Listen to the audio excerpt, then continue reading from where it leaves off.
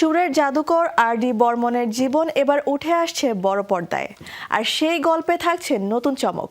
দীর্ঘ 11 বছর পর আবারও এক হচ্ছেন অক্ষয় কুমার ও নীরজ পান্ডে জুটি। বলিউড জুড়ে বাড়ছে এই বায়োপিক নিয়ে কৌতূহল। বিস্তারিত থাকছে প্রতিবেদনে। বলিউডে আসছে নতুন চমক। কিংবদন্তি সঙ্গীত পরিচালক রাহুল দেব বর্মন অর্থাৎ আর.ডি. বর্মনের জীবন নিয়ে নির্মিত হতে যাচ্ছে বায়োপিক।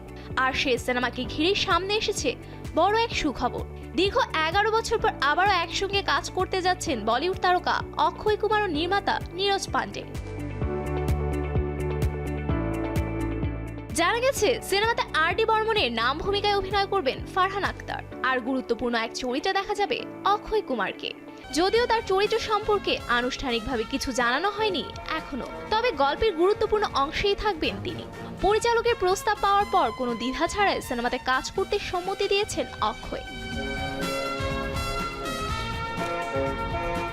অক্ষয় কুমার ও নীরজ পান্ডের জুটি এর আগেও দর্শকদের উপহার দিয়েছে স্পেশাল 26 ও বেবির মতো প্রশংসিত সিনেমা।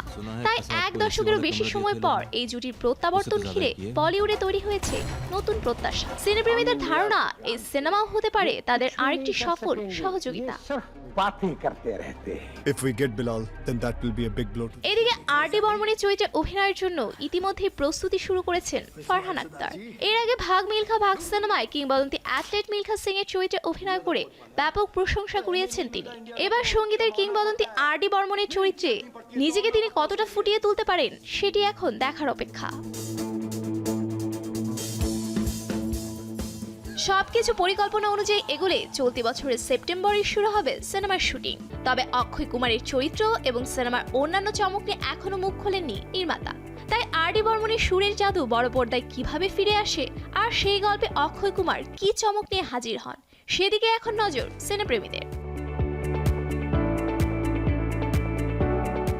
একজন কিংবদন্তি সঙ্গীত স্রষ্টার জীবন, সঙ্গে এক ঝাঁক প্রতিভাবান তারকা, সব মিলিয়ে আর.ডি. বর্মনের বায়োপিক ঘিরে প্রত্যাশার পারদ এখন তুঙ্গে। এখন শুধু অপেক্ষা বড় পর্দায় সুরের সেই জাদু ফেরার।